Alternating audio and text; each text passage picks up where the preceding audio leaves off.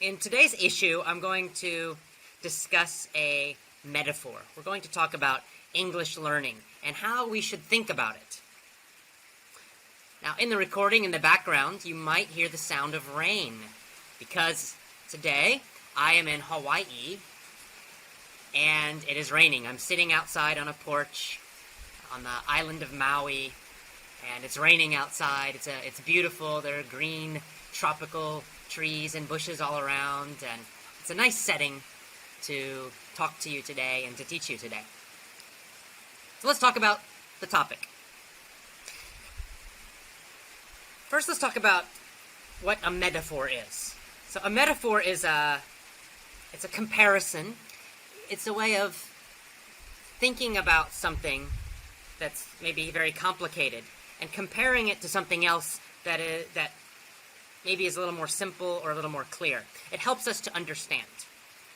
So,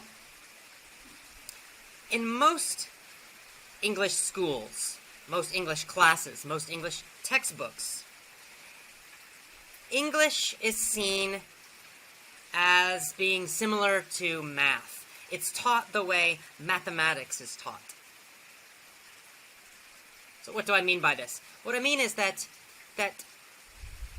in traditional normal English classes, they teach English with formulas, basically with formulas. That's what grammar rules are. All those grammar rules that you learned, those are just formulas. For example, to make the past tense, you add D or ED. Right? That's the formula. But then, oh wait, we have a lot of different words that don't fit the formula. You have to memorize all of those. And they call those irregular verbs. Right? And then you have to memorize all the little pieces, the vocabulary, right? The individual words. So you're memorizing all of that. You're memorizing these grammar formulas. And the idea is then that you can put them all together in little other formulas called sentences. And in that way, you will learn to speak well. Unfortunately, we know this is not the case because that's not really how English or any language really works. And that's why you struggle with speaking English when you learn in the traditional way. So see, the problem is that they're thinking of English as an academic, almost mathematical type of subject with lots and lots of clear rules, clear patterns, clear formulas. But English is not a subject like math. English, in fact, is much more like a sport, such as football. In America, we say soccer, but the rest of the world calls it football, so I'll call it football. The rest of the world wins today. We'll call it football instead of soccer. In America, football is a completely different sport. So be careful if you say football in the United States. That means American football, which is more like rugby or something.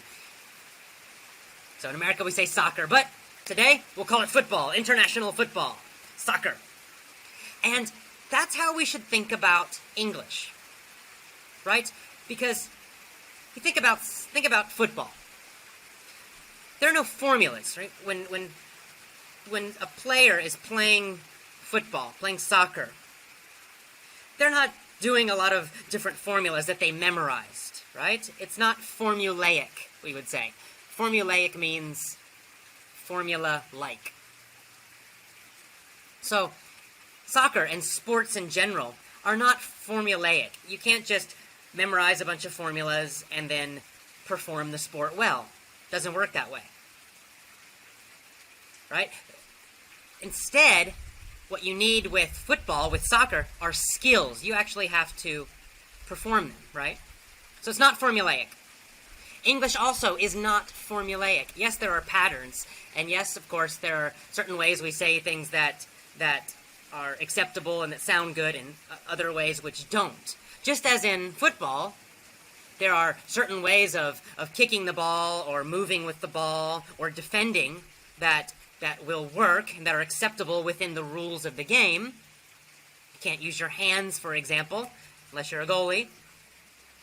But still, it's not a formulaic activity. So instead, rather, it's very fast-moving and fast-changing, right? This is something else about football, about soccer, right? It's constantly changing all the time. If you have the ball in a soccer game, in a football game, and you're moving, and the other player or players are coming at you from the other team, right? You have to make decisions very, very, very fast. You can't think about a lot of rules and things that you memorized. It's constantly moving, and it's changing very, very, very quickly. It's fast, fast, fast, fast, fast. Very, very fast. Too fast to analyze and think about when you're actually playing it. And English conversation is exactly the same, right? When you're talking to another person or persons, people, then it's also changing all the time, right? Conversation happens very, very, very quickly. That's why it's so different from writing. With writing, of course, you have plenty of time to think about the writing. And if you write something, you can erase it, and then you can write it differently again, but you can't do that with speaking. It's very, very quick. It's constantly moving, constantly changing. Conversations constantly are flowing and moving, just like in a football or soccer game. And lastly, football or soccer is very unpredictable. Right? You never really know what the other player or players are going to do. You might think you know, but they can always surprise you. Right? So if another player has the ball, they're coming towards you, maybe they'll go left, maybe they'll go right, maybe they'll pass it back, maybe they'll kick it over your head. There are many, many things they can do. It's unpredictable. You don't always know what will happen next. And of course, this is exactly the same in English conversation. When you're talking to someone else, you might have an idea of what they might say because of the topic and the situation, but it's very unpredictable still. You really never know what that other person is going to say. They might say something totally unexpected. This is why formulas don't work. You know, those memorized dialogues you learn in textbooks. Hello, how are you? I'm fine, and you? That's a formula for a conversation, but real conversations never happen that way. The other person might greet you in a totally unexpected way. So, soccer players must be able to deal with this unpredictability. And as an English speaker, you also must be able to do that. So you can't handle these things if you try to learn English through formulas in a mathematical way. So what do you need? What abilities do you need to perform in sport? Well, think about it. With soccer, with football, you have to perform without thinking or hesitating. Right? So if you think of your favorite football player, when he's on the field and he's playing and he's in the middle of a game, he's not always analyzing everything, right? He's got the ball. He's not thinking, okay, first I will go left, and then I will kick the ball with my right foot and at a 45-degree angle, and I will kick it with moderate force. And he's not thinking all of that, right? He's just doing it. It's all happening in his unconscious. It's all happening instantly. He's performing without conscious thinking, without analytical thinking. Right? He's not hesitating. There's no hesitation. His actions just come one after the other after the other. He's constantly moving and acting without hesitation. That's what a great football player does. And that's also what a great speaker does in a conversation. Just any natural speaker. When you're in the middle of a conversation, you're just speaking. The other person says something, and you react and you say something, and you don't hesitate, and you're certainly not thinking about grammar rules or analyzing things, because if you start analyzing and thinking, you cannot perform. Just like a football player, if they think too much, if they're thinking all the time and worrying about making mistakes, then they're going to be a terrible player. The other players are going to go around them and take the ball from them. There's no time for that. So, number one, you need the ability to perform without thinking and without hesitating. Number two, football players need the ability to adapt instantly. Right? They have to adapt to the situation. Because the situation is always changing and it's unpredictable, they must be able to instantly adapt. Again, there's no time. They have to understand what's happening immediately, instantly, And then they have to change their action, change their strategy, and adapt to the situation as it changes. And this is happening constantly.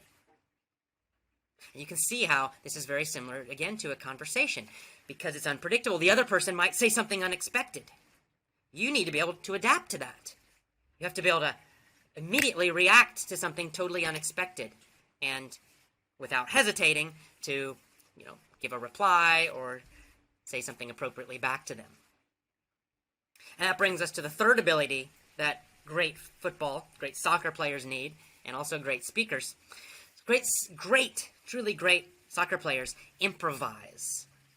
They improvise. To improvise means to think of a new and creative action immediately, right? It means to creatively adapt. Not just adapt, but to do it in a creative way. To be able to do things without a big plan. You can just instantly make those decisions, and you can do so in a creative, appropriate, effective way, right? That's what great football players, if you think of the really great ones, the really good ones, they can do amazing things, and they're not planning all of that. They didn't plan that before the game, right? If they're moving through the defenders, and then they do some incredible kick and some incredible strike, and they score a goal, they didn't plan all of that beforehand, right? They're adapting, they're improvising constantly, creatively adapting, without thinking, without hesitating. That's exactly the kind of skill you also need in English speaking, right? You're in the middle of a conversation. Let's say you're at a party, 2, 3, 4 people you're speaking to, and they're all giving input. They're all saying things. They're telling jokes. They're laughing. They're telling stories. Sometimes they're serious, sometimes funny. You have to be able to improvise and adapt in the middle of all of that, and you can do that in your own language. But with English, if you studied in the traditional way, that can feel very difficult. But it's only because they taught you English in a mathematical way, in a formulaic way. You need to learn English the way football players learn to play football, right? It's something that is more unpredictable, something that will teach you how to improvise and adapt and perform instantly with English. Right? So how do you do that? Well, there's a couple things. Number one is you must totally master core skills, fundamental skills. See, that's what great football players do, right? They don't try to learn every single super advanced little technique for every possible situation, because they know they can never plan for every situation with some kind of formula, with some kind of special technique. No, rather what they do is they focus on fundamental skills, right? Passing skills, dribbling or moving skills, defending skills, etc. And the second part of this, they practice those deeply. They practice those same skills again and again and again. They started learning those skills, maybe 15 years ago, 20 years ago, if they're professional players. And even after 15 years or 20 years, they're still focused on the same core fundamental skills. Every day, they're still practicing them, trying to improve them. They're still trying to improve how to make a better pass, a better cross, whatever. Even the great ones are doing this, and especially the great ones do this. See, with the mathematical way of learning English, learners frequently are always trying to learn, the newest little super advanced grammar point or the most complicated vocabulary possible. But what you should be doing if you want to be a great speaker is you should be day after day after day focusing on the same fundamental skills, still listening to and learning the past tense, for example. Still listening to, reading, and practicing the most common, everyday, useful vocabulary, so that you can use it faster and faster, so that you can improvise and adapt with that vocabulary and with those fundamental basic grammar skills. And, of course, in the Effortless English system, that's exactly what our lessons are designed for. They're designed for deep learning of the most important fundamental skills. Yes, you do get some advanced grammar sometimes, and yes, you do get some advanced vocabulary sometimes, but the core of it, the main part, is deep, deep learning and practice constantly to improve your fundamental skills so that you can perform I don't care if you can do well on a test. I don't care if you've memorized 1,000 grammar formulas.